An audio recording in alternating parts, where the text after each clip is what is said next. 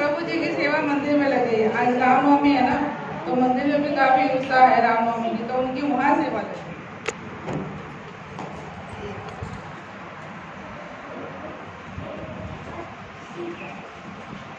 तो इसीलिए प्रभु जी तो नहीं आ पाए, वापिस मेरी सेवा लग गई। हम सोचे चलो आज की छुट्टी होगी, कोई और सेवा करेगा, लेकिन उनकी सेवा कहीं और लग गई, तो फिर हमारी सेवा यहाँ लग गई। ठीक है, कृष्णा बोलेंगे तो भी घरों का था, रहना तो किसी और को है ना, लेकिन नहीं, अगली बार या उससे अगली बार जब मुझे समय मिलेगा वो जरूर आएंगे। ठीक है, आज थोड़ा अगर ऐसे हम प्रचार करें तो मुझे लगता है भक्त आ सकते हैं ना। सर मेरी कथा सुनने की वजह से भक्त नहीं आते है ना, आज भीड़ ज्यादा है। मुझे कथा में सही कर दीजिए सर, इसीलिए भक्त नहीं आते। सही करना है, इसलिए बढ़ रहे हैं। हाँ जब तो बढ़ रहे हैं। नहीं, आज प्रभु जी को आना था ना चार, इसलिए ऐसे और बनाया करो अच्छा और अच्छा होगा। कुछ कमियां हो तो मुझे जरूर बता दिया करो, ताकि मैं उसको सुधार कर सकूं। क्योंकि अपने को देखो पता नहीं होता, अगर सामने वाला बोलता है कि मुझे ये करना है, मतलब ये सुधार होना चाहिए, तो ज्यादा बेटर और हो सकता है। क्योंकि हम भी तो अभी सीख ही रहे, हम कोई ट्रेन हुए नहीं, अभी हम लगे हुए। ठीक है ना, भक्ति में। तो आप लोग सजेशन दे सकते हो, अपनी सजेशन आप लोग देना चाहो। ठीक है ना, बहुत वेलकम सबके लिए। तो आप सभी का बहुत बहुत धन्यवाद। और हम मंगलाचरण करेंगे। मंगलाचरण सुप्रभु जी। ज्ञान विराजस्य ज्ञानशरणं शलाका चक्षुरुन्मिलितं येन तस्मै श्रीगुरुवे नमः। श्रीचैतन्य मनोभीष्टं स्थापितं येन भूतले स्वयंरूपा कदा मह्यं ददाति पदान्तिकं। वन्देऽहं श्रीगुरुं श्रीयुतपदं श्रीगुरो वैष्णवांश्च। श्रीरूपं साग्रजातं सर्वं रघुनाथं चिरं तं सजीवं साद्वैतं सावधूतं सयजं सहितं श्रीचैतन्यदेवं श्रीराधाकृष्णपादान् सहगणललिता श्रीविशाखान्वितं तं च। हे कृष्ण करुणासिन्धो दीनबन्धु जगत्पते गोपेश गोपिकान्त राधाकान्त नमोऽस्तुते। तप्तकाञ्चन गौराङ्गी राधे वृन्दावनेश्वरी विश्वानुसुते देवी प्रणमामि हरिप्रिये। वंशाकल्पतरुभ्यश्च कृपासिन्धुभ्येव च पतितानां पावनेभ्यो वैष्णवेभ्यो नमो नमः। जय श्री कृष्ण चैतन्य प्रभु नित्यानंद श्री अद्वैत गदाधर श्रीवासादि गौर भक्तवृंद। हरे कृष्णा कृष्णा कृष्णा हरे हरे, हरे राम राम राम हरे हरे। नमो विष्णुपदाय कृष्णपृष्ठाय भूतले श्रीमते भक्तिवेदांत स्वामिनिति नामिने। नमस्ते सरस्वती देवे गौरवाणी प्रचारिणे निर्विशेष शून्यवादी पाश्चात्यदेशचारिणे। अनंत कोटि वैष्णव की जय, सभी भक्तवृंद की जय। हरे कृष्ण। इसके बाद और क्या था? दिव्य ज्ञान का एक पेज। पिछली बार दिव्य ज्ञान का एक पेज किया था तो सही रहा था। हाँ। ये जरूर मतलब है, जो लगा आप लोगों को ये करना चाहिए वैसे। ठीक है ना, तो एक पेज तो होना चाहिए, क्योंकि आज की क्लास हमारी हो नहीं रही। आज की क्लास में हमारी माताएं आ गई। आज की क्लास में होता है कि हम ना अपने मन की सारी चीजें जो भी प्रॉब्लम है उसको शेयर करते हैं। मान लो हमारे जीवन में कोई उथल पुथल है, हम किसी को पड़ोसी को बता दिए तो वो 4 को बता दिए, 4 आपको बता दिए, तो हम चाहते हैं कि हमारी बात सिर्फ हमारे तक सीमित रहे और कोई हमें ऐसा मिले जो हमें गाइडेंस करे, हमारे प्रॉब्लम को सॉल्व आउट करे, हमारे प्रॉब्लम को समझे और सही गाइडेंस करे, सही तरीके से हमें समझाए और हमारी बात लीक भी ना हो, लीक मतलब फैले ना। तो अगर ऐसा कोई मिल जाए तो हमारे लिए हमारा जीवन तो वैसे ही स्वर्ग बन गया। तो आश्रय क्लास हमारी इसीलिए होती है कि हम लोग आपस में अपनी बातें शेयर कर सकें और भक्ति में हमें क्या करना चाहिए, किसमें कमी, क्या कमी है, क्या अच्छाई है, उसको आगे बढ़ा के हम उसको भक्ति में आगे बढ़ाते हैं। तो आश्रय क्लास से बहुत जल्दी हम भक्ति में ग्रो करते हैं। आश्रय क्लास हो जो आश्रय क्लास की माताएं हैं वो सब मतलब ट्रेन हो चुकी है, जो पहले आती थी, जो बीच में आई और कहीं ऐसी हो रहा है। तो आश्रय क्लास हम लोगों ने पता है किस कारणवश से बंद हुआ, तो हम चाह रहे हैं कि दोबारा से शुरू हो। तो कौन कौन आना चाहता है आश्रय क्लास में? बुधवार को होती थी 4 बजे से 5 बजे, तो कौन कौन आना चाहेगा? है वो इंटरेस्टेड? टाइम क्या होती थी? सैटरडे संडे आ सकते हैं, तो बीच में हमने सैटरडे भी रखा था। सैटरडे ठीक है, तो फिर ऐसा तो नहीं होता है कि 2 दिन क्लास होगी, सैटरडे भी हो रही है, संडे भी हो रही है, लगातार 2 दिन हो रही है, ऐसा तो नहीं होगा। सैटरडे ठीक है, कौन कौन चाहता है सैटरडे को? एक कौन कौन है? ठीक है, बुधवार को बीच का हो जाता है, बीच का बुधवार होता है, तो सैटरडे को 4 बजे से रख ले आश्रय क्लास। उसमें आप लोग आओगे तो अपनी चीजें शेयर कर सकते हो, उसमें काफी ज्यादा बेनिफिट होता है हम लोगों के लिए। संडे को तो ये है कि आप आए, कथा सुने, प्रसाद खाएं और घर चले गए, सिर्फ इतना ही होता है। लेकिन अगर जो आश्रय क्लास है बीच में ब्रेक हो रही है, उसमें बहुत बेनिफिट है। तो प्रभु जी के लिए भी रखा था, बीच में आश्रय क्लास होती थी, लेकिन प्रभु जी की भी बंद हो गई, माताओं की बंद हो गई। हम चाह रहे हैं कि कंटिन्यू करें कि हम कथा में सिखा रहे हैं उसको हमें अपने जीवन में कैसे अप्लाई करना है, उसको हम अपने जीवन में कैसे उतारें, ये आश्रय क्लास में सिखाया जाता है, उसमें बताया जाता है। ठीक है, हम कोशिश करें कि एक आश्रय क्लास तो हम रखें। ठीक है, सैटरडे पक्का?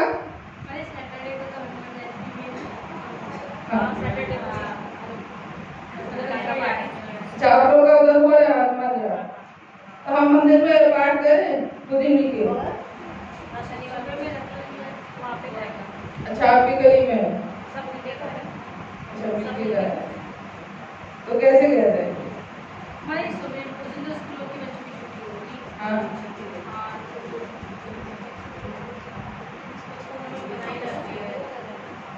कैसे करेंगे? सुंदरकांड का पाठ हम मिलके मंदिर में ही कर ले आपस में। मंदिर में तो कौन कौन नहीं आ पाएगा? अच्छा, मिलके सब करें। टाइमिंग क्या है आपको? शाम को 4 बजे से 4 बजे। हम सुबह कर ले 11 बजे, हम सुबह 11 बजे कर ले। आप लोग क्या बोलते हैं? कौन कौन आ सकता है? तुम लोग बन जाइए, आप ही आ जाना ना, आप उधर बैठना हमारे साथ।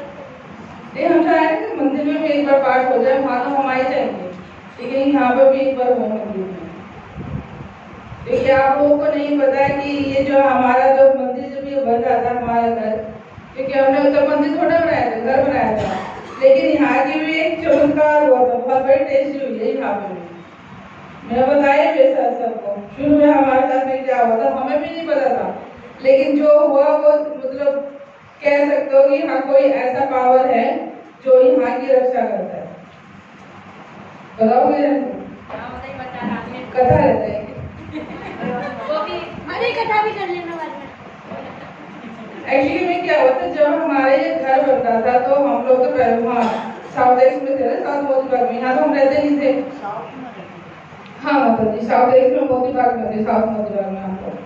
तो हम लोग जब वहाँ पे थे तो यहाँ मजदूर बना रहे थे, अभी नीचे की दीवार ही बनती थी। तो अचानक से हमारे पास फोन आया है कि आपके घर में ना करंट आ रहा है, बहुत तगड़ा करंट आ रहा है, और इस वाले दीवार में हर 2 घंटे बाद ना बहुत तेज करंट और भूकंप आता था, जैसे कि पूरी दीवारें हिल गई इस टाइप से। और जो मजदूर इस पे काम करता था उसको बहुत बुरी तरह झटका लगता था। तो हमारे पास फोन किया था, हमने सोचा पी के ना ये ड्रामा कर रहे थे, तो मजदूर पी गए थे ना, तो उनको खुद ही हिल रहे होंगे और कह रहे हैं कि हमारी दीवार हिल रही है। हमने मजाक समझा कि बेवकूफ बना रहे हैं, मजदूर की बातों को सुनता है। ठेकेदार का फोन आया, मैंने कि तुम्हारे जो वर्कर है ना उन्होंने पी रखी होगी, उनको बोलो कि बिना पिए काम करे, दीवार बिना पिए बनाए। तो एक दिन फोन आया तो हम लोगों ने मतलब ऐसे इग्नोर किया, हमें नहीं पता। फिर दूसरे दिन फिर फोन आया उसी टाइम पे, मतलब 12 से 4 के बीच में होता था ये, कि 12 से 4 के बीच में इस दीवार पे बहुत बुरी तरह करंट आता था और बहुत तेजी से दीवार कांपती थी। तो फिर दूसरे दिन ठेकेदार का फोन आया, फिर हमने इसको इग्नोर किया, मजदूर भी सुनता कौन है। फिर जब पड़ोसियों का फोन आया तो हमने थोड़ा सा इसको सीरियस लिया। जो हमारे पीछे वाले हैं उन्होंने बोला, और ये जो सरदार जो प्रॉपर्टी वाले हैं वो पहले यहाँ कोने पे रहते थे, तो इन लोगों का फोन आया कि नहीं एक्चुअली में हमारे सामने मजदूरों को करंट लगा है और हमने देखा है आपकी दीवार पे कुछ गड़बड़ है। तो हमने इस घर का जो राम मंदिर जो पंडित जी है उनसे हमने इस घर का नींव का मुहूर्त करवाया था।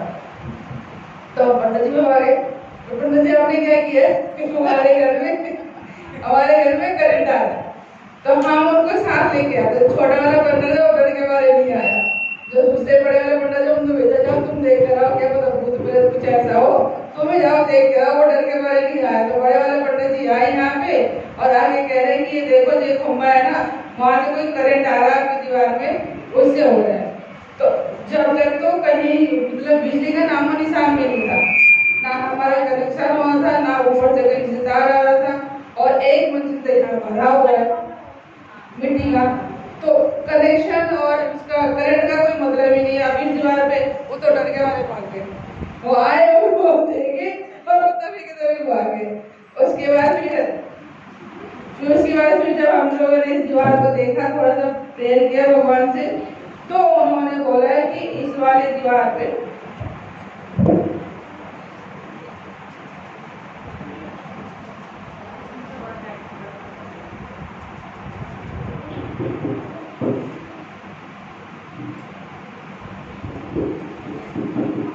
फिर जब हमने भगवान से प्रार्थना किया, यहाँ कोने पे खड़े हो गए, फिर भगवान ने बोला कि यहाँ पे हनुमान जी का झंडा लगाओ। और उसके बाद इस घर में जो भी मजदूर काम कर रहा है वो बीड़ी या तंबाकू या फिर पान नहीं खाए, मतलब वो थूकेगा नहीं। जितना ये एरिया है इस एरिया में कोई थूकेगा नहीं, बिना थूके, क्योंकि वो पान खाते थे दीवार में थूक देते थे। तो उसकी वजह से मतलब जो यहाँ की शक्ति है वो कुपित होकर उनको परेशान करने लगी थी। तभी जब ये बोला गया है कि इस वाले दीवार पे यहाँ पे हनुमान जी का झंडा लगाओ, तो हमने जब हनुमान जी का झंडा लगाया उसके बाद नॉर्मल मजदूर काम करते रहे बिना थूके और बिना कुछ परेशानी के, पूरा ये घर बन गया। ठीक है, अब ये पूरा घर बन गया और हमने बोला ठेकेदार से कि जो झंडा लगा है जितना ये ऊपर होता जाएगा ये झंडा ऊपर करते जाना। आज भी इस जगह पे झंडा लगा है हनुमान जी का और हर बार हनुमान का झंडा चेंज होता है। तो इस घर की रक्षा कौन कर रहा है? हनुमान जी कर रहे हैं, ठीक है ना। तो इसीलिए किसी को भी अनादर नहीं करना चाहिए। दूसरा है कि जब हमारा नल लग रहा था, पानी का पाइप लग रहा था, तो उस टाइम पे वो मजदूर खुद ही बता रहे, हमें कुछ नहीं पता, मजदूर ने खुद ही बताया। जो पाइप लगा रहा था, जो हमारा बाहर वाला बाथरूम है उस पे उसने मतलब कोई था तो उसने बाथरूम कर दिया, उसने बाथरूम किया उस घर के अंदर। और पता नहीं कह रहा है कि मैं अपने जो काटने वाली आड़ी वाली होती है उसको पता नहीं कैसे रख के और उसके हाथ पे लग गया, उसका हाथ कट गया। किस लिए? क्योंकि उसने इस घर के अंदर बाथरूम कर दिया था। तो इस घर की जो रक्षा है ना कोई शक्ति करती है। हमें मंदिर नहीं खोलना था, बट ये मंदिर खुल गया और चल भी रहा है, हमारे इसमें कोई हाथ नहीं। आप लोग भक्त आ रहे हो और भगवान की कृपा कर रहे हो, कर रहे हैं। आप लोगों की इच्छाएं जो पूरी हो रही है वो इन्हीं की शक्तियों से हो रही है, हमारे इसमें कोई नहीं। बस हमारा तो ये कि यहाँ पर सेवा करना। आज सोचा कि आज कुछ तैयारी किया नहीं था, हमें वाली फिर ये हमें लेक्चर देकर लिए आराम से बैठे 3 बजे फोन आया कि हमने बहने हमारी सेवा लग गई। अब 1 घंटे में मैं कितना लेक्चर तैयार करूंगी, तो कोई बात नहीं, इतना तो है कि मैं आप लोगों को कर सकती हूँ, ठीक है। और दूसरा जब हम लोग यहाँ पे आए तो ये शुक्ला प्रॉपर्टी है, तिरुपति बालाजी कौन सी है, शाही प्रॉपर्टी। तो यहाँ पे एक बुजुर्ग आए जो यहाँ के गांव के कोई किसान थे जिनके पहले खेत था, वो बता रहे कि यहाँ पे कृष्ण का रथ रुका था इसी स्थान पे। जब वो कुरुक्षेत्र युद्ध करने के लिए जब जा रहे थे तो कृष्ण का यहाँ पे रथ रुका था, इसीलिए ये मंदिर खुला है। हमारा जो प्रयास करना था पूछो ये माता जी मैं तो यहाँ पे क्लासेस करा रही थी, लेडीज जो क्लास होती है कौन सी सिलाई कढ़ाई ये पेंटिंग और काला वाला सीखने आई थी, सब मेहंदी वगैरह सीख रही थी लोग सब। तो इन लोगों ने बोला कि माता जी आप कथा करो, गीता का उपदेश दो, तो यहाँ कुछ भी नहीं था, ना लाइट था ना पेंट था, क्योंकि हम लोग यहाँ आते थे ये क्या था ये पार्किंग में सारा कबाड़ भरा हुआ था, हम लोग नीचे नहीं आते थे, हम वहां से आए ऊपर गए थे, हमारे नीचे कोई काम नहीं था। तो जब इन लोगों ने बोला क्लास शुरू हुई तो यहाँ ना लाइट ना पंखा ना कुछ, गर्मी में बैठ के हम लोग क्लास करते थे, पूछो इनसे नीरव पे शुरू किए। तो जो भगवान को कराना होता ना भगवान अपने आप ही कर देते हैं। तो इसीलिए इस एरिया की जो रक्षा है वो हनुमान जी करते हैं और आज भी कर ही रहे। तो इसीलिए मैं चाह रही हूँ कि यहाँ पे हम लोग मतलब सुंदरकांड का पाठ खुद ही करते है ना। तो सुबह 11 बजे करते कितना 2 घंटा लगता है ना। तो ये जल्दी बजा के फिर आपको 4 बजे वहाँ हो रहा है, वो तो आपको बाहर का पढ़ना जाके करेंगे, वो तो काफी टाइम लगाएंगे। अब हमें पढ़ा खुद ही पढ़ने का फिर किताब लाएंगे और पढ़ लेंगे, तो थोड़ा सा लेट हो जाएगा, ठीक है ना। अब खुद ही बैठा लेंगे और बांट देंगे, हाँ हनुमान जी की फोटो रख लेंगे, ठीक है। कोई बड़ी फोटो है ना हनुमान जी की हमारे मंदिर में, इतने बड़े हनुमान जी मेरे मंदिर में शुरू किए कि नहीं इतने तो मेरे भी है, वही चलेगा, ठीक है ना। तो हम ये सुंदरकांड की बुकलेट है, नहीं होगा मेरे पास तो है, जिसके पास नहीं होगा खरीद लेना, माता जी सेवा के लिए चाहिए तो ले लेना, हाँ तो ले लेना, ठीक है। जो वहाँ पे रहते हो माता जी आएगी आपको आ जाना भाई मंदिर को कर लेना तो सुन ही लेना। वैसे भी सारे बाहर के लोग ही काम कर रहे हैं, आप लोगों को घर का करना जो करना है, ठीक है ना। तो ये एक सेवा है, तो मैं चाह रही थी कि मंदिर में एक बार पढ़ ले, खुद ही पढ़े ताकि भगवान को तरीका हाथ से कैसे प्रसन्न हो जाए, तो इसीलिए ठीक है। दिव्य ज्ञान पाठ बन गया और आज रामनवमी है तो आज हमने पूरी रामायण पढ़ी, पिछली बार भी पढ़ा था ना हमने, इसमें पूरी रामायण शुरू से लेके एंड तक, ठीक है ना। तो एक बार हम इसका पाठ करेंगे और एक बार दिव्य ज्ञान और थोड़ा सा हम राम जी की कथा भी करेंगे। नहीं इसको कथा रखना ही है, ठीक है ना। अभी है हमारे पास टाइम, जाना है बिल्कुल इजी। नहीं माता जी मैं कह रही हूँ कि हमारे बहन ना ये 15 मिनट लगेगा, इसमें 15 मिनट लगता है। हमारे पिछली बार भी सुना, हाँ नहीं हम लोग तो करते हैं, रोज डेली करते हैं, इसमें 15 मिनट ही लगता है, इन लोगों को सुनना बहुत अच्छा लगता है, तो इसी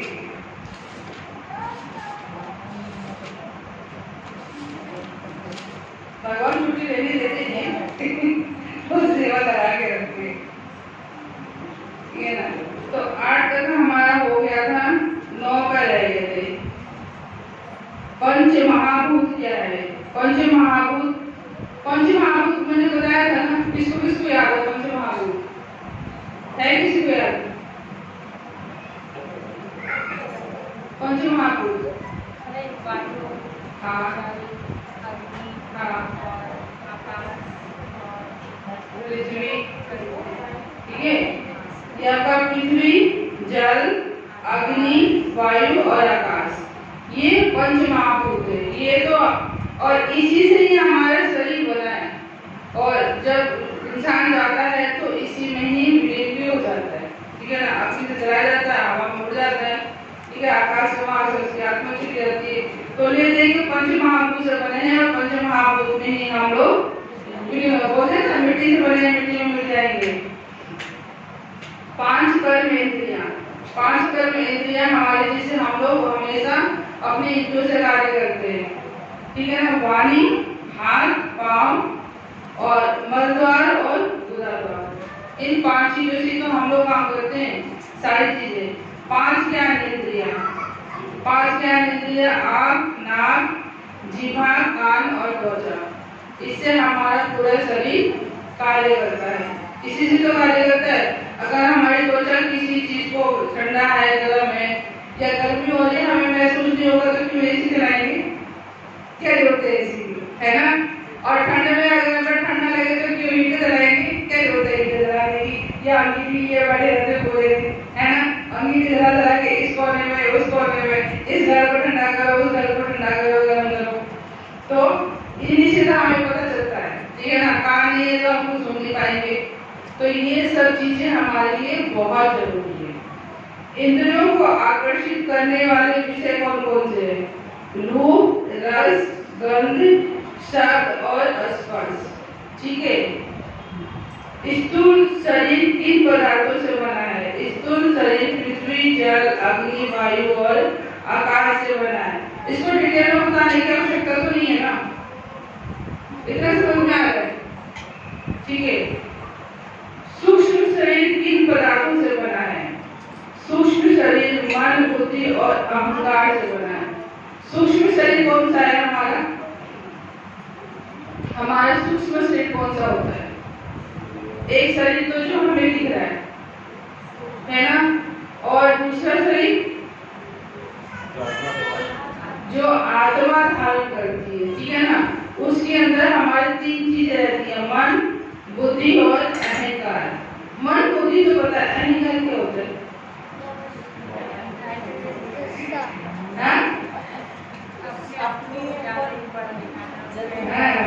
जोर से ज्यादा मैं आपको सुना, उसमें ही मैं हूँ, बाकी सब बेकार है। इसको बोलते हैं अहंकार। और सबसे ज्यादा खतरनाक यही होता है, अगर ये हमारे शरीर से निकल गया तो बाकी सब चीजें सही है, लेकिन फूट के यही भरा होता है, यही सब ज्यादा भरा था, बस मैं ही हूँ, बाकी तो सब दुनिया बेकार है, बोलते ना हम में, बाकी तो पानी में है। तो पानी कम मत करो, सबका बराबर रखो। सब मनुष्य भगवान के बनाए हुए हमसे, और भगवान के द्वारा उनमें उतनी ही चीजें हैं जितनी कि हमारे अंदर है।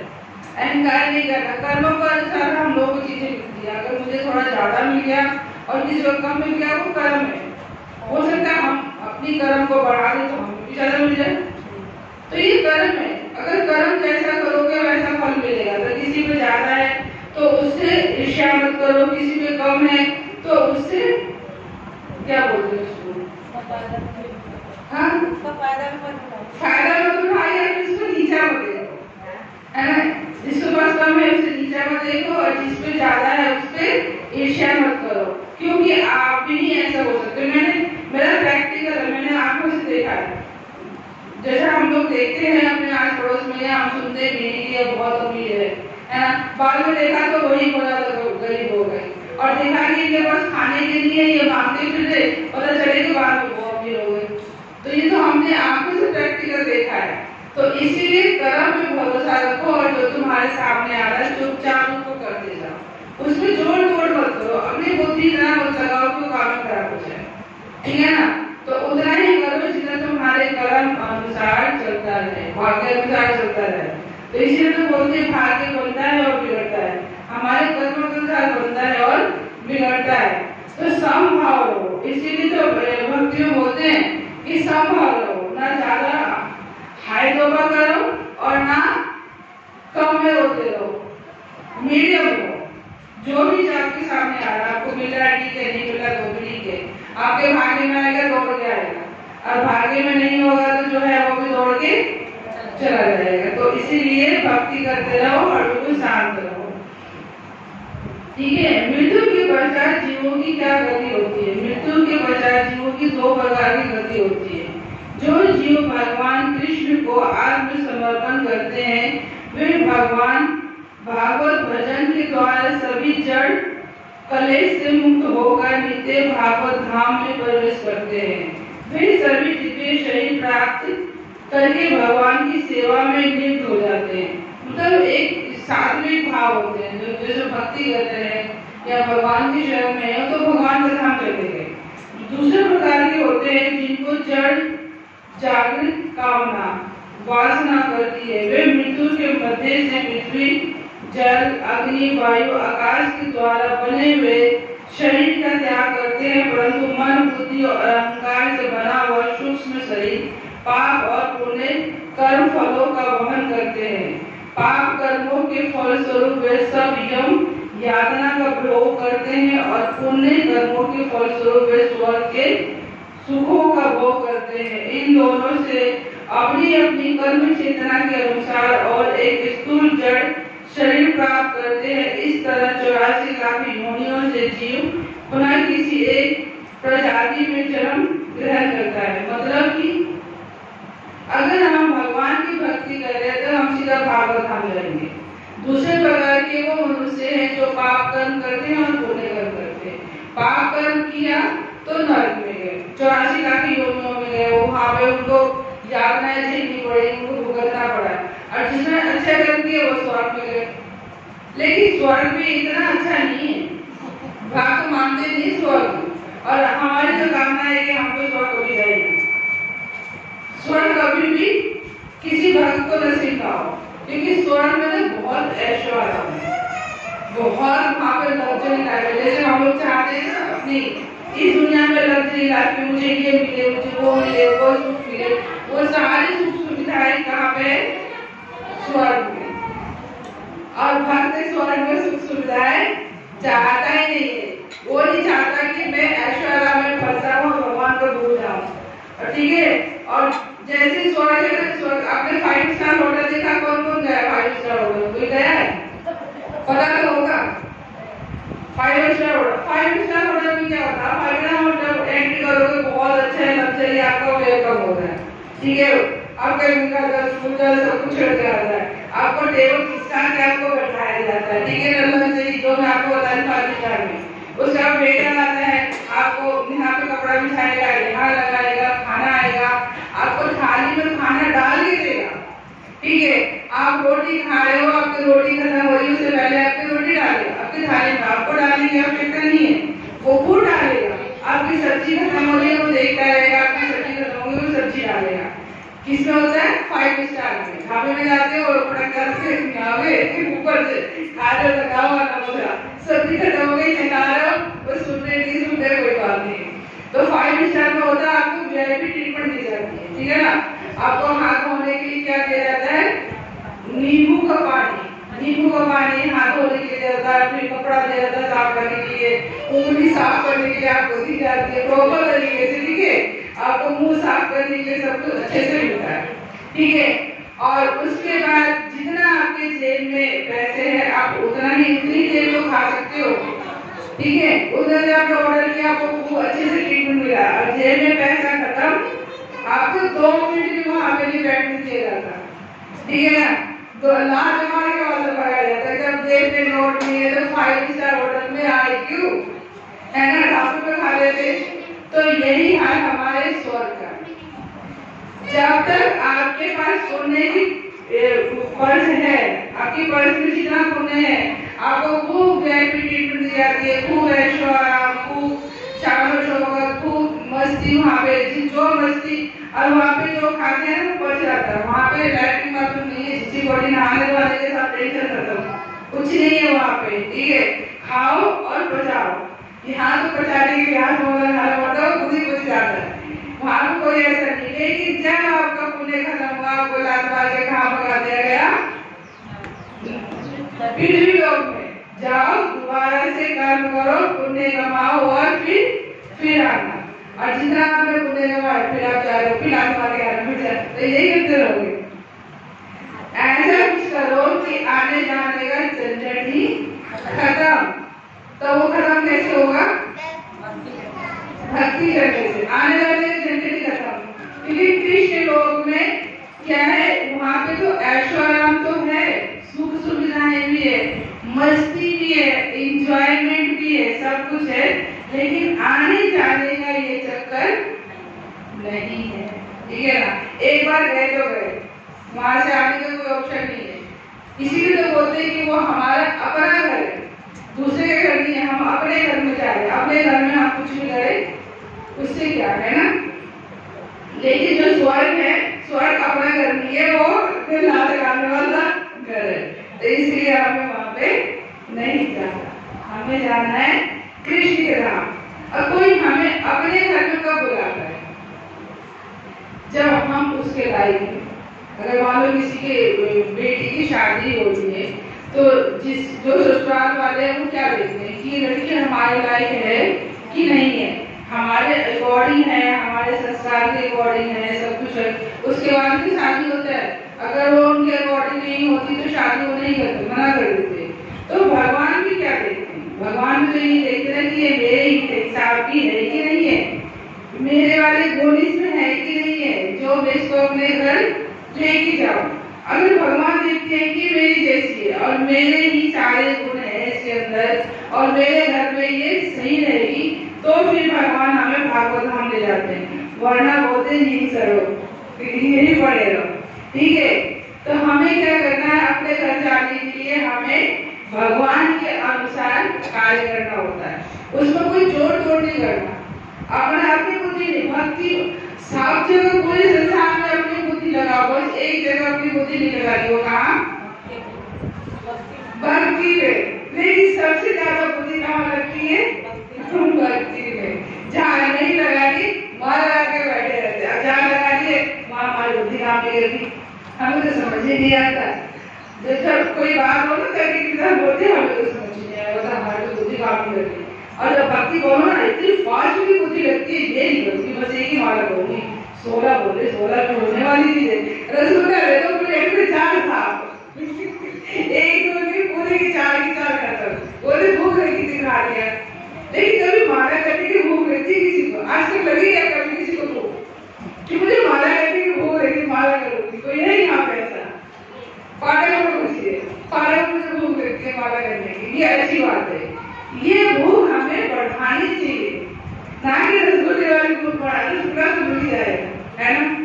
तो अगर हमें माला की अगर भूख हमारे अंदर जागृत हो गई तो समझो कि हमारा धाम की रजिस्ट्री हो गई। और जब रजिस्ट्री हो गई तो धाम तो जाना पड़ता है। करोगे नहीं करोगे? कथा सुन रहे भूल गए। इस कथा को ही दिमाग में स्टोर करने की आर्शिक क्लास ये बोल रही है। आर्शिक क्लास हम इसीलिए कथा में हर चीज हम दिमाग में स्टोर करवाते हैं।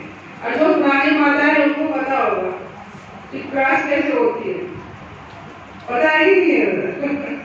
ठीक है, तो ये हमारा एक पेश करना, ठीक है ना, एक ही पेश करना था वो। ठीक, ये हम कथा की बात करें। ठीक है, तो आज रामनवमी है, तो रामनवमी के उपलक्ष्य में राम जी और सीता मैया की कुछ तो कथा हो।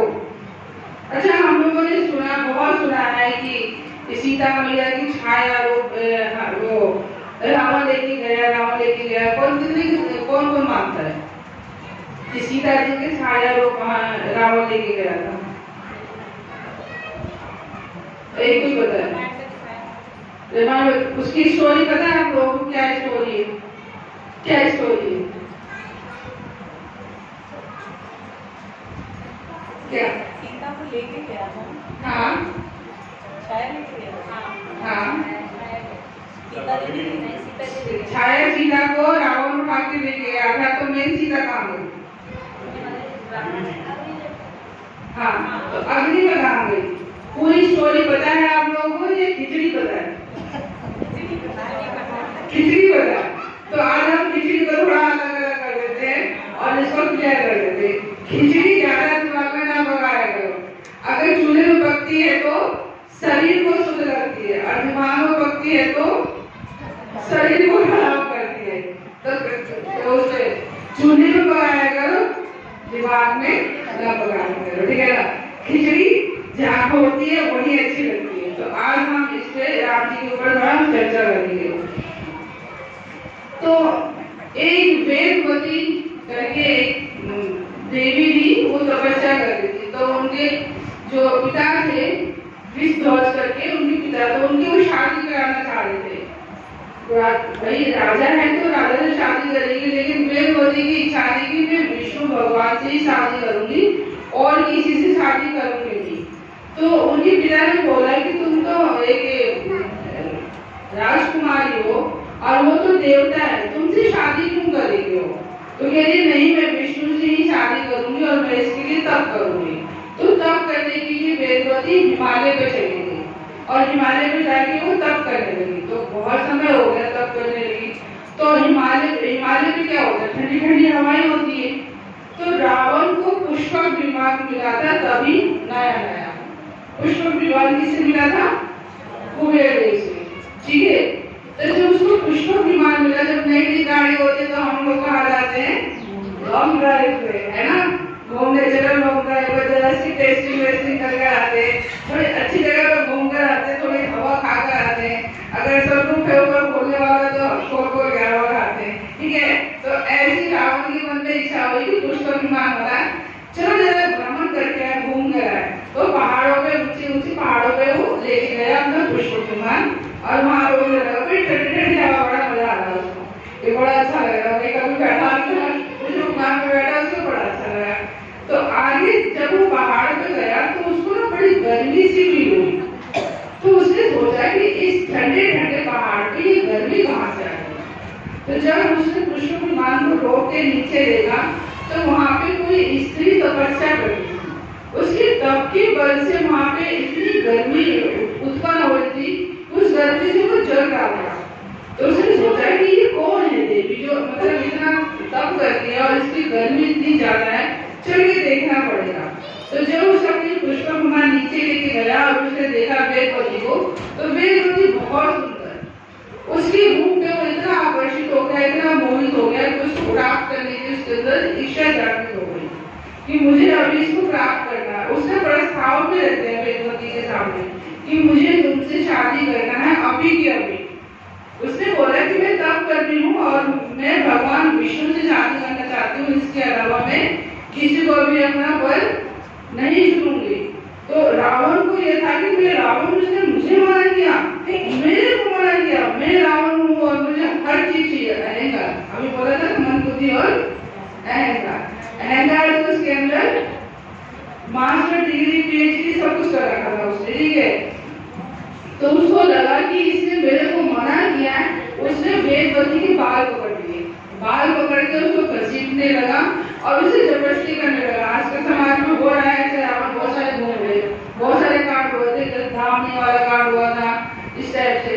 तो उसके साथ में उसने जबरदस्ती किया वेदवती के साथ में। तो वेदवती को बर्दाश्त नहीं हुआ कि अब ये मेरा शरीर अशुद्ध हो गया, खंडित हो गया, मैं भगवान के लायक नहीं हूँ।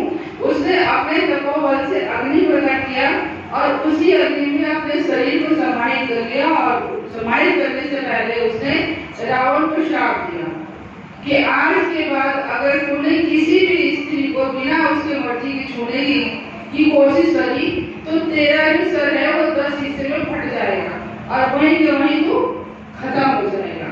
तो रावण को ये श्राप देकर वेदवती अग्नि कुंड में समाहित हो गई, अपने शरीर को उन्होंने समाहित कर दिया।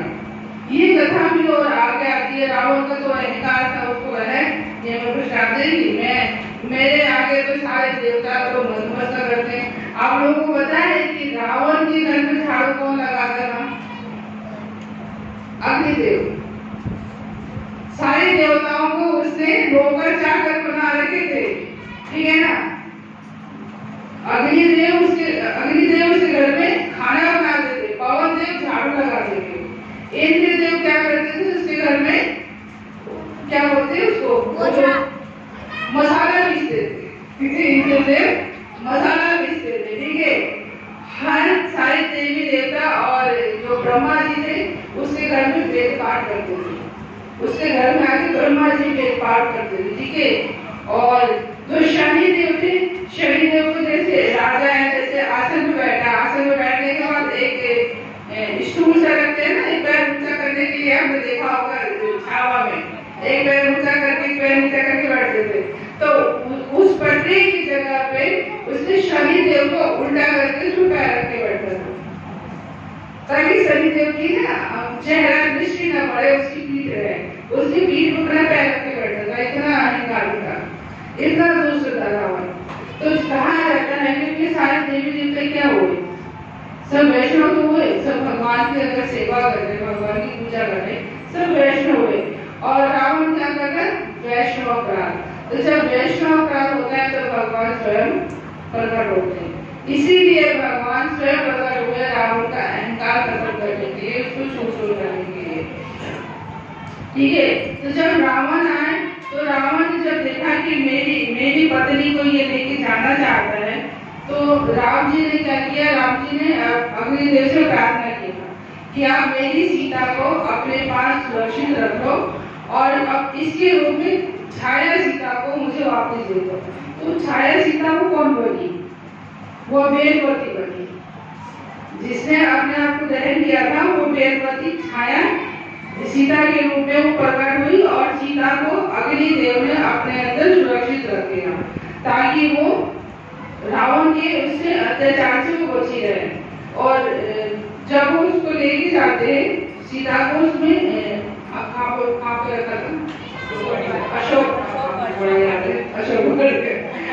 वाटिका में जब उसने रखा तो सीता को उसने कभी भी हाथ नहीं लगाया, क्योंकि उसने जब कोशिश किया तो उसके अंदर बोलते हैं 440 वोल्ट का जो करंट लगता है, तो वो लगा तो उसको याद आ गया कि मुझे तो श्राप मिला है, मैं नहीं छूंगा, अगर छुआ तो मैं फटा। तो इसीलिए उसने सीता को हाथ नहीं लगाया, इसीलिए वो बचा मिला और सीता भी सेफ रही। ठीक है ना। तो इस तरीके से रावण का जो अहंकार है बहुत ही ज्यादा था। जब समाज में जब ऐसा अत्याचार होता है, हम लोग समाज में देखते हैं ना, कई लोग बहुत अत्याचारी होते हैं और उसके बाद में क्या होता है कि बहुत ज्यादा फल फूल रहे, लेकिन वो जो फल फूल रहे होते हैं, जैसे सारे देवताओं को दास बना रखा था, है ना, सभी को तो दास बना रखा था, सबसे सेवा चाकरी सब कराता था। लेकिन जब ऐसा होता है ना, तो भगवान जब करते हैं ना, तो कहते हैं कि भगवान की लाठी में आवाज नहीं होती, बहुत देर लगती है। ठीक है ना। तो इसीलिए बोलते भी सवाल में भगवान की लाठी से करो, जो कर रहे हो उसे बच्चों का नहीं। आज तो बच गए, लेकिन करेगा पता नहीं, कल जब पढ़ेगी तो कैसे पढ़ेगी, पता नहीं कैसे पढ़ेगी। ठीक है ना। तो इसीलिए हमें भगवान से हमेशा डर के रहना चाहिए। ठीक है। और कुछ ये क्लियर हो गया। और कोई राम के ऊपर कोई और कथा जिसमें किसी को पकड़ी हो, कुछ और रहेगा वो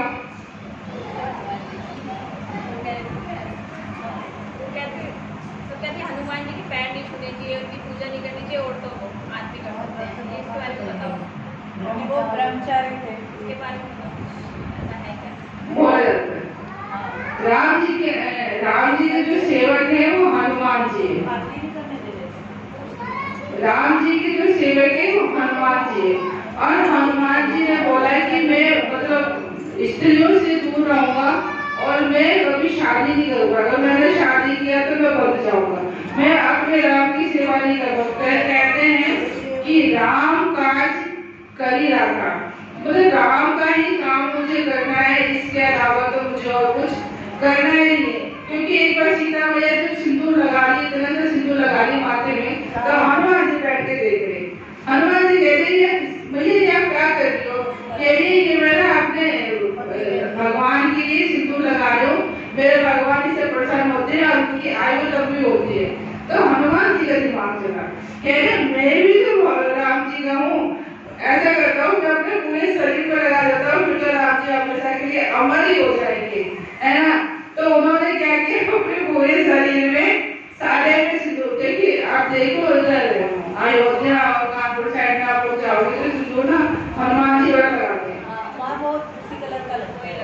हाँ, तो उसी कलर की घर की जितनी भी माताएं आप लोग देखोगे इतनी भी होती है, तो कई माताएं खूब सारा भर के घूमती है। तो हनुमान जी ने सोचा कि मैं पूरे शरीर पर लगा दूंगा तो मेरे से भगवान बहुत प्रसन्न होंगे, तो पूरे लगा के और राम जी के आगे गए। तो राम जी को देख के बहुत हंसे और फिर उन्होंने पूछा इसका कारण, तो फिर उन्होंने बताया कि भैया थोड़ा लगाती है तो आप प्रसन्न होते, मैं तो पूरा अपने शरीर में। तो उन्होंने बोला कि आज से जो तुम्हें सिंदूर अर्पण करेगा, सिंदूर चढ़ाएगा, उसकी सभी मनोकामनाएं पूर्ण होगी। तो इसीलिए बोले जाते हैं कि हनुमान जी को सिंदूर का चोला चढ़ाना चाहिए। दूसरी कथा आती है कि हनुमान जी कभी भी स्त्रियों को स्पर्श नहीं करते।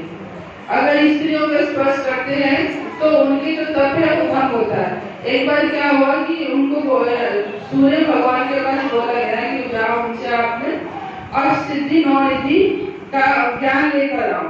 तो हनुमान जी सूर्य भगवान के पास गए और उनसे ज्ञान लेने की अर्जी की कि मुझे अपने शिष्य बना लो, गुरु बन के मुझे शिक्षा दो। तो सूर्य भगवान ने बोला कि आपको मैं शिक्षा तभी दूंगा जब आप मेरी पुत्री से शादी करोगे। तो हनुमान जी ने बोला कि मैं तो ब्रह्मचारी हूँ और मैं तो शादी करूंगा नहीं। तो सूर्य भगवान ने बोला कि फिर मैं शिक्षा दूंगा नहीं। तो उन्होंने बोला कि मुझे शिक्षा तो लेनी है, क्योंकि भगवान ने भेजा है कि सूर्य भगवान के पास जाओ और अष्ट सिद्धि 9 रिद्धि आपको लेकर ही आना होगा, क्योंकि जो भगवान ने बोला है वो आपको करना ही है। तो उन्होंने बोला कि ठीक है, अगर मैं आपकी बेटी से शादी तो करूंगा, लेकिन शादी करूंगा और शिक्षा मिलने के बाद मैं उसको त्याग भी दूंगा। तो सूर्य भगवान ने बोला कि कोई बात नहीं, शादी तो हो ही जाएगी ना मेरी बेटी के, आगे आगे देखा जाएगा। तो उसके बाद उन्होंने सूर्य भगवान की पुत्री शादी, मेरे ख्याल से हिमाचल में कहीं है ये मंदिर जहाँ पे हनुमान जी और सूर्य की पुत्री की पूजा होती है, मुझे याद नहीं है कहीं मंदिर, आप सर्च करोगे तो मिल जाएगा आप लोगों को। तो उसके बाद वो हमेशा ब्रह्मचारी रहे। और कहा जाता है कि हनुमान जी को स्त्रियों को हाथ नहीं लगाना चाहिए और ना उनकी पूजा करनी चाहिए, ठीक है। लेकिन अगर आप एक भक्त के रूप में, एक बहन के रूप में, एक बेटी के रूप में या एक शिष्य के रूप में अगर आप उनकी पूजा करना चाहते हो तो कर सकते हो। अब हमारे घर में हनुमान जी तो मैं करती हूँ, अब ये थोड़ा कि मैं बोलती हूँ मैं हनुमान जी को पूजा नहीं करूंगी, कोई और करे। आप भक्त के रूप में मानते हो ना, आप मानो कि आप राम जी के भक्त हो और वो राम जी के भक्त है, तो आप दोनों का संबंध तो भक्त का हो गया ना, तो आप कर सकते हो। मंदिरों में जैसे बड़े मंदिर है उसमें आप स्त्रियों को हाथ नहीं लगा देते, प्रसाद भी नहीं चढ़ा देते दूर से। तो ये थोड़े से नियम है, कई जो बड़े बड़े मंदिरों में उनके नियम है, तो ठीक है ना, वो अपने नियम चला रहे तो चला, तो आप अपने घर में पूजा करो।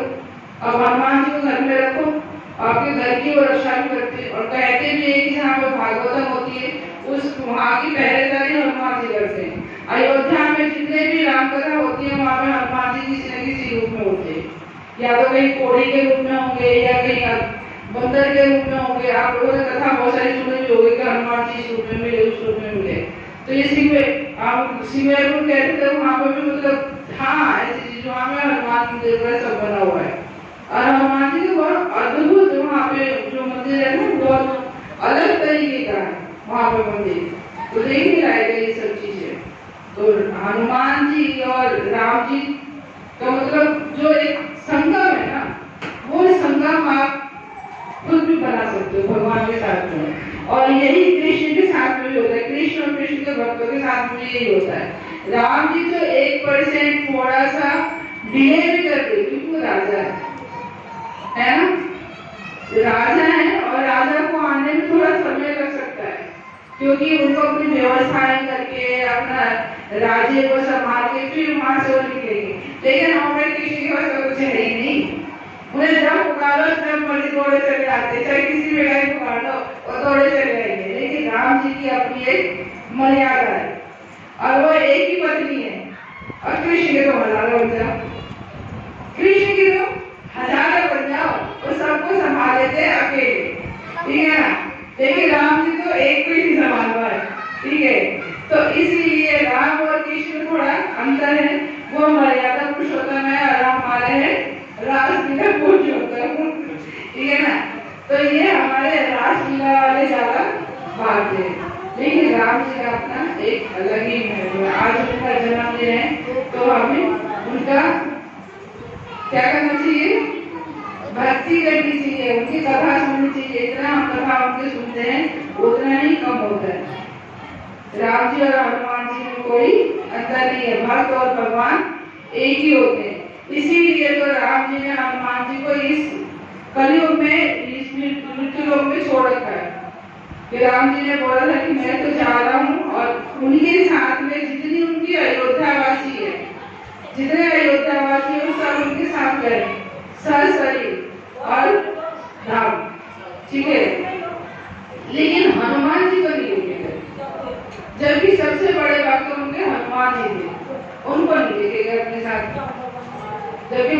जबकि हनुमान जी को सबसे पहले मोक्ष मिलना चाहिए, उनको नहीं मिला। वो कलयुग में अभी क्यों?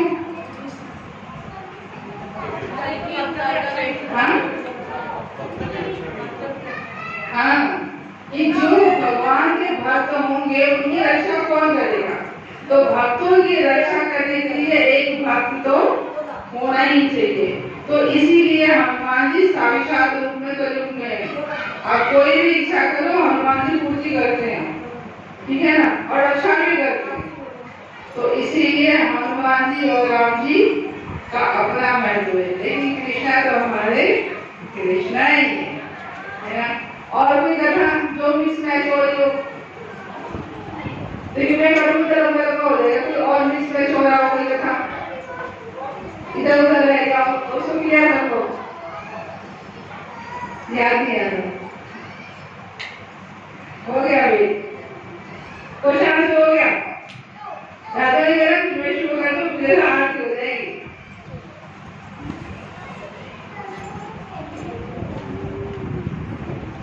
आप लोगों को भी पीछे पीछे बोलना पड़ेगा, लास्ट वाला रघुपति राघव राजा नाम पतित पावन सीताराम, ये वाला बोलना पड़ेगा, क्योंकि कोई बोल तो गला बैठ जाता है।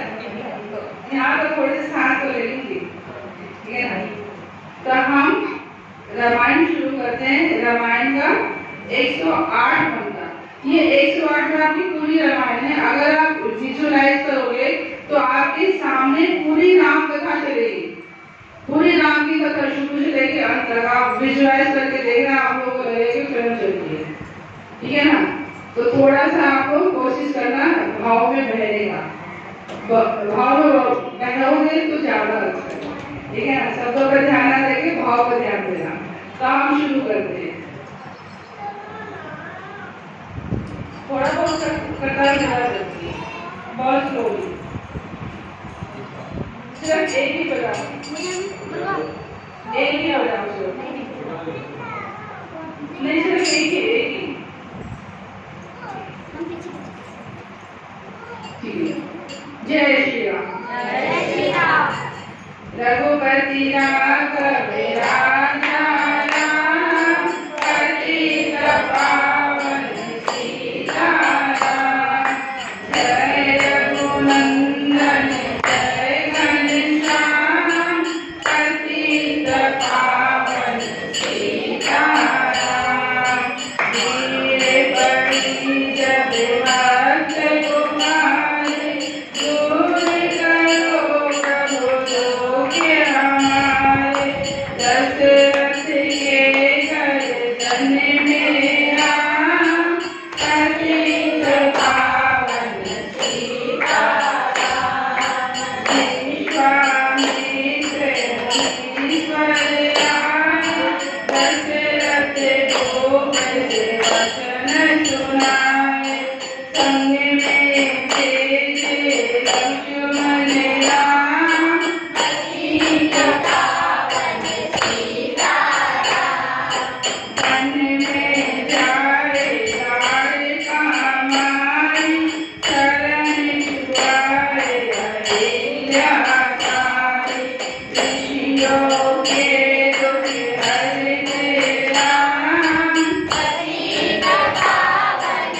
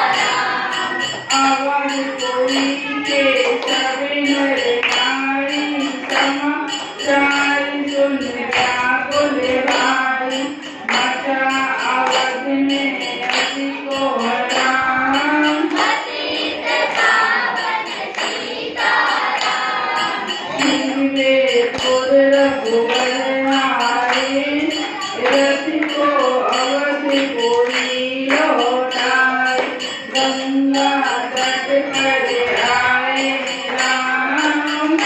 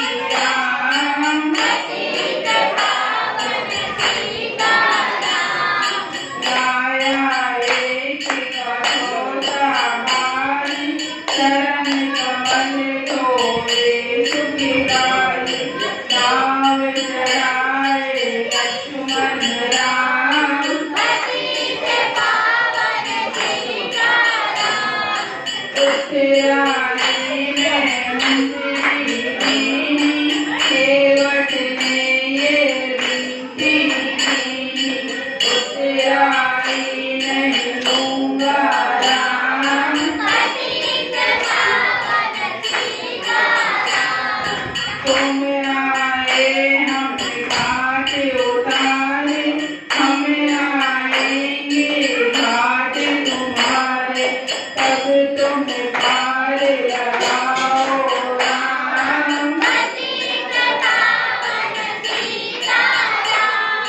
भारद्वाज आज हम पर आए, राम लखन सीतेना आए, एक रात की नार श्याम।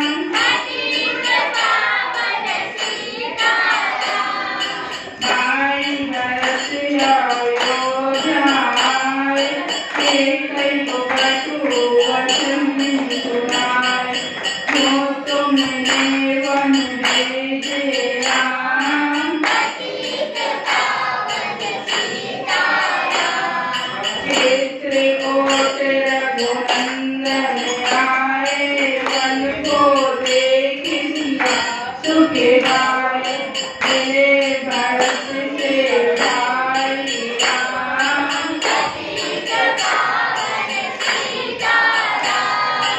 अवधपुरी को चलिए भाई, ये सब के कई चीज दिखाई, तनिक दोष नहीं मेरा राम। चरण पादुका तुम ले लीजो, दर्शन करके पूजा कीजो, भरत ने कंठ लगाए राम।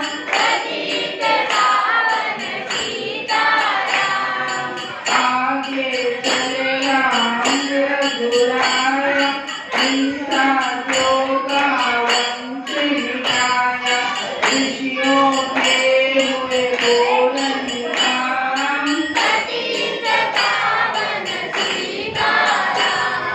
जन्मे अस्थान आए रघुराई, सुबिना फांसी नाक कटाई, हर दूषण को मारे राम।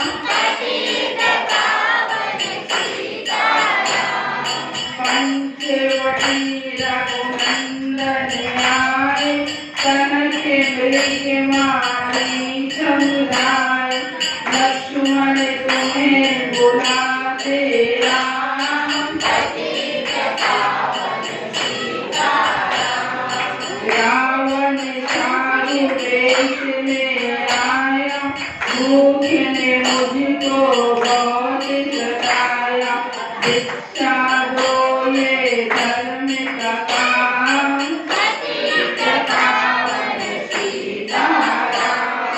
भिक्षा लेकर सीता आई, हाथ पकड़ रथ में बैठाई, सोनी कुटिया देगी राम। धरनी गिरे राम रघुराई, सीता के बिन व्याकुल गाई, हे प्रिय सीते जी के नाम।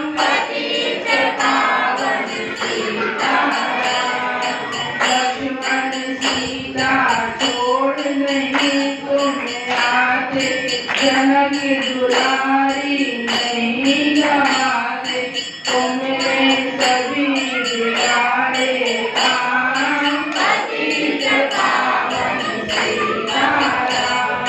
कोमल बदन सुहास सीते, तुम बिन व्यर्थ रहेंगे जीते, लगे चांदनी जैसे घाम।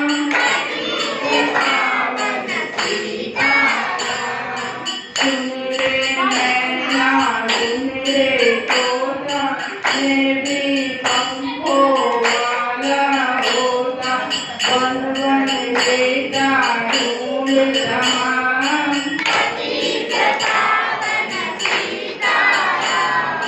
सुन रे गुलाब चमेली जूही, चंपा मुझे बता दे तू, सीता कहाँ पुकारे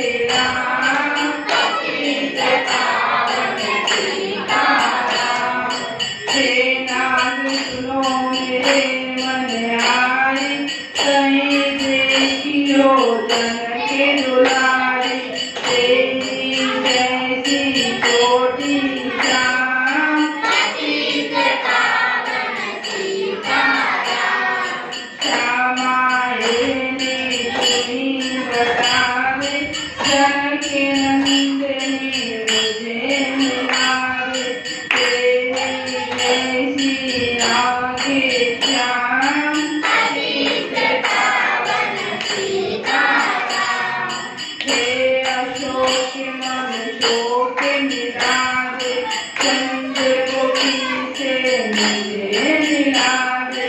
गोवा तेरा सच्चा नाम, पतित पावन सीताराम।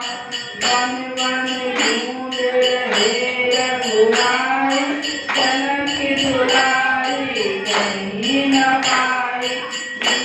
राज ने किया प्रणाम, पतित पावन सीताराम। चक चक कर पल सब लीलाई, प्रेम सहित पाए रघुराई। ऐसे मीठे नहीं है राम, पतित पावन सीताराम। रूप धरि हनुमंत आए, चरण कमल में शीश नवाए।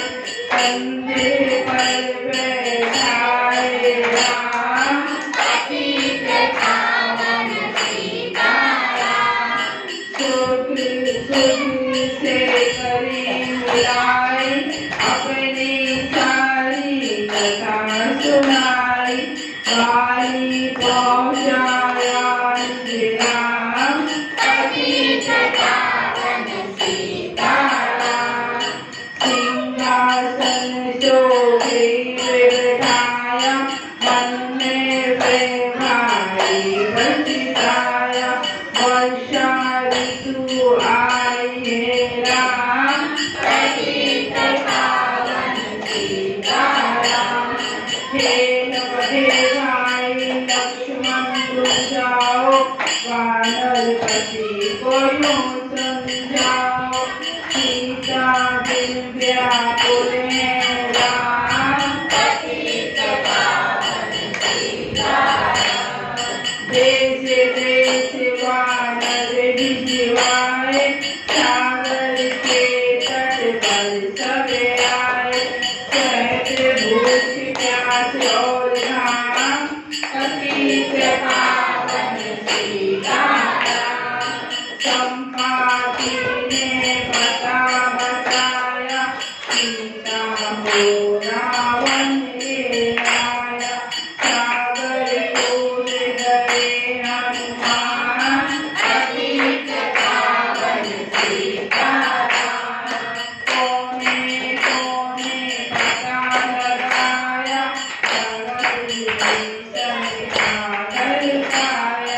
हनुमान ने किया प्रणाम, पतित पावन सीताराम। हनुमान उपवन में आए, वृक्ष तले सीता को पाए। आंसू बहते आठों नाम, पतित पावन सीताराम।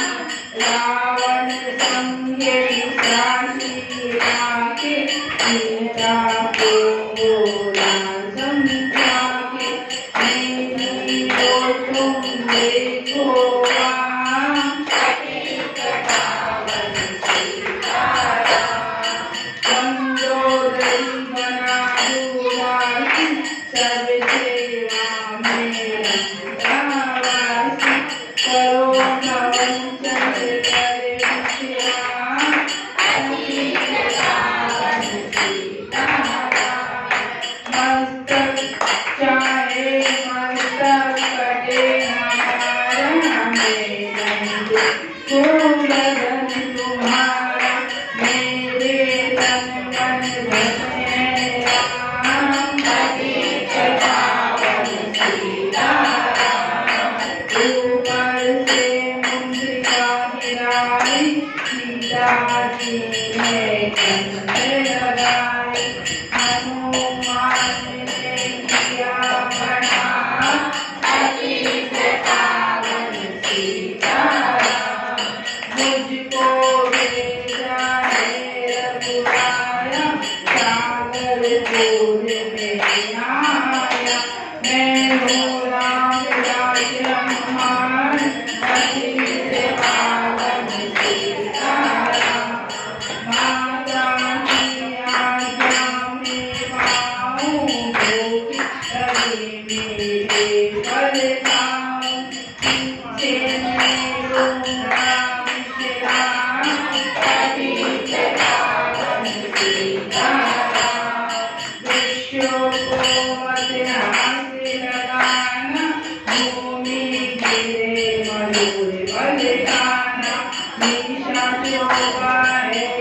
राम पतित पावन सीताराम।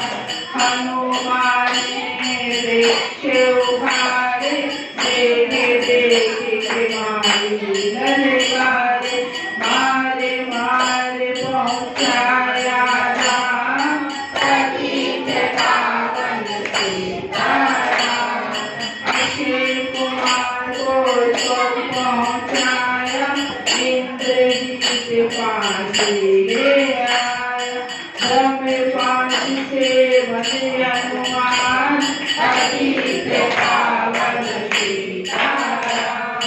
सीता को तुम लौटा दीजो उनसे क्षमा याचना कीजो। तीन लोक के स्वामी राम पतित पावन सीताराम। भगत जी ने समझाया रावण ने उसको धमकाया। सन्मुख देख रहे हनुमान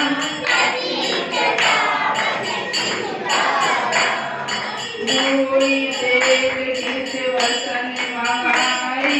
पूछ बांध कर आगे लगाई।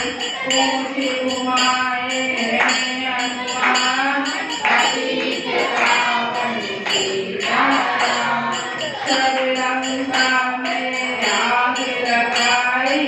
सागर में जा पहुँचे बुझाई। मेरे कमल में रखे राम पतित पावन सीताराम। सागर दूर लौट कर आए। समाचार रघुवर ने पाए। जो मांगा सो दिया राम पतित पावन सीताराम। वानर रीछ संग में आए। लक्ष्मण सहित सिंह तट आए। लगे सुखाने सागर राम पतित पावन सीताराम। सेतु कपि नर बनवाए। राम राम लिखि सिलात आए। लंका पहुँचे राजा राम पतित पावन सीताराम। रोटी की सेना आई। दर्द दर्द कर हुई लड़ाई। वानर बोले जय सिया राम पतित पावन सीताराम। इंद्रजीत ने शक्ति चलाई। धरनी गिरे लखन मुरझाई। चिंता करके रोए राम पतित पावन सीताराम। जब मैं अयोध्या पुरी से आया। हाय पिता ने प्राण गवाया। वन में गई चुराई राम पतित पावन सीताराम। भाई तुमने खिलाया। जीवन में कुछ कहलाया।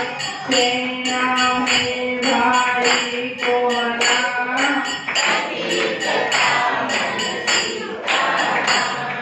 जो संजीवनी बुद्धि को लाए। तो भाई जीवित हो जाए। बुद्धि को लाएगा हनुमान पतित पावन सीताराम। जब बुद्धि का पता न पाया। पर्वत जाके लाया।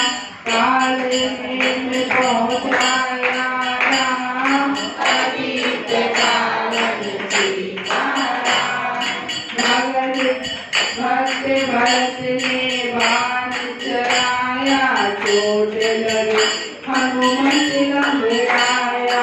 मुख से बोले जय सिया राम पतित पावन सीताराम। बोले भरत बहुत पछताकर पर्वत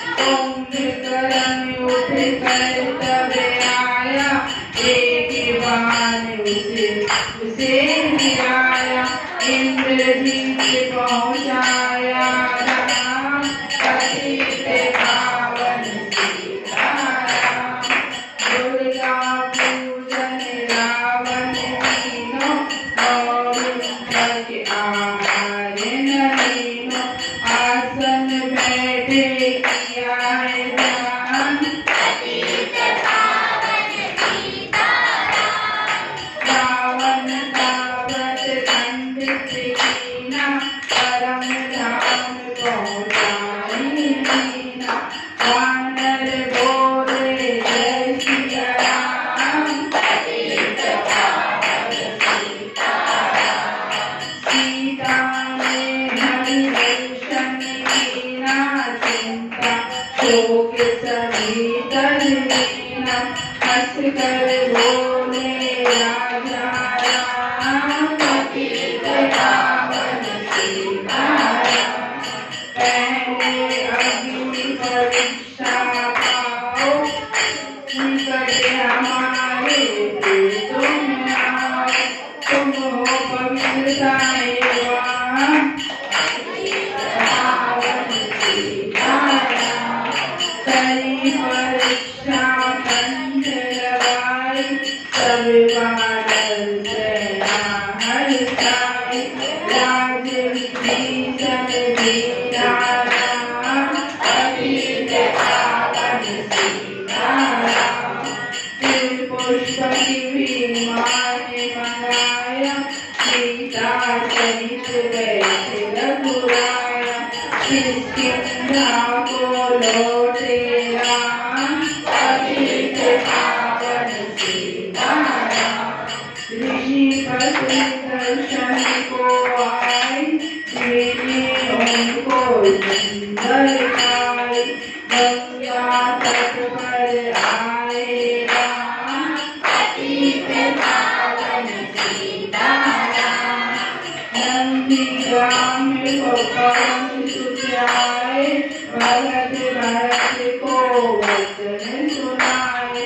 लंका से आए राम, पतित पावन सीताराम। ओहो विधि तुम कहाँ से आए, ऐसे मीठे वचन सुनाए। मुझे मिला रोहिया राम, पतित पावन सीताराम। अवध कोई रघुनंदन आए, वंदे वंदे मंगल छाए। माता को किया प्रणाम, पतित पावन सीताराम। भाई भरत को गले लगाया, सिंहासन बैठे रघुराया। जगने गाए राजा राम, पतित पावन सीताराम। सब भूमि दिव्यों को दीनी, दिव्यों ने वापस ले ली। हम तो भजन करेंगे राम, पतित पावन सीताराम। जो दंडम खाई, रामचंद्र ने सुन पाई। वन में भेजे सीताराम, पतित पावन सीताराम। वाल्मीकि आश्रम में आई, लव और कुछ हुए दो भाई। वीर विज्ञानी भगवान, पतित पावन सीताराम। अश्वमेध के तीनों नाम, सीता बिन सब सुने काम। लव और कुछ वाणियों पहचान, पतित पावन सीताराम। सीताराम से सविता बुलाई, भूमि से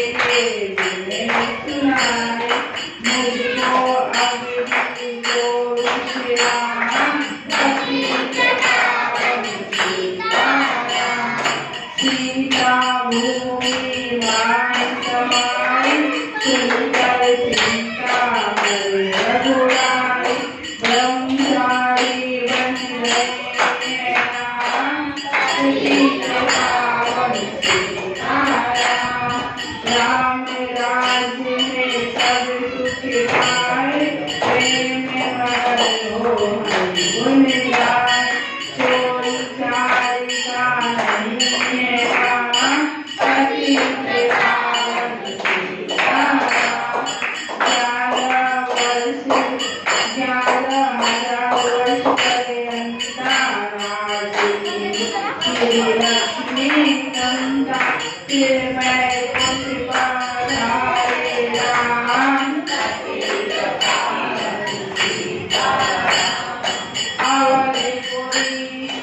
अवधपुरी मैं तुझी आई शरणारी सरने प्रतिभाई शरणागत प्रतिपाल के राम पावन सीताराम मेरी विनती शीला शीला ने ये लीला गाई मेरी विनती तो रघुराई बोलो नहीं तुम्हारा नाम पति के पावन सीताराम ये माला कौन हुई मनता है तो मनोकामना कौन हो नित्य करे तो या हमारे रामचंद्र की जय हनुमान की जय हरिभद्र की जय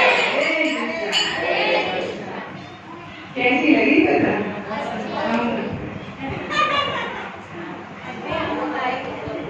किसको भगवान की पूरी राम चलती है आपको क्या है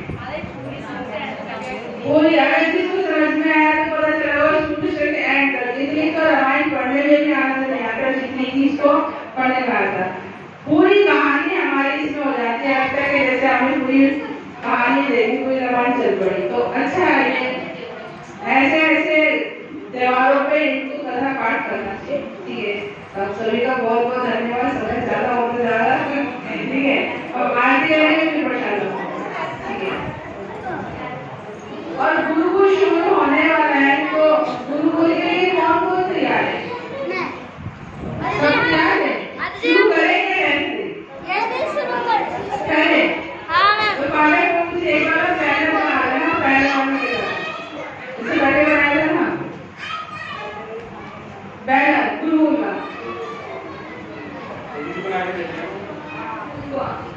प्रभु जी बना के देने हम यार वहाँ पर लगाने के द्वारा ठीक है सबके वो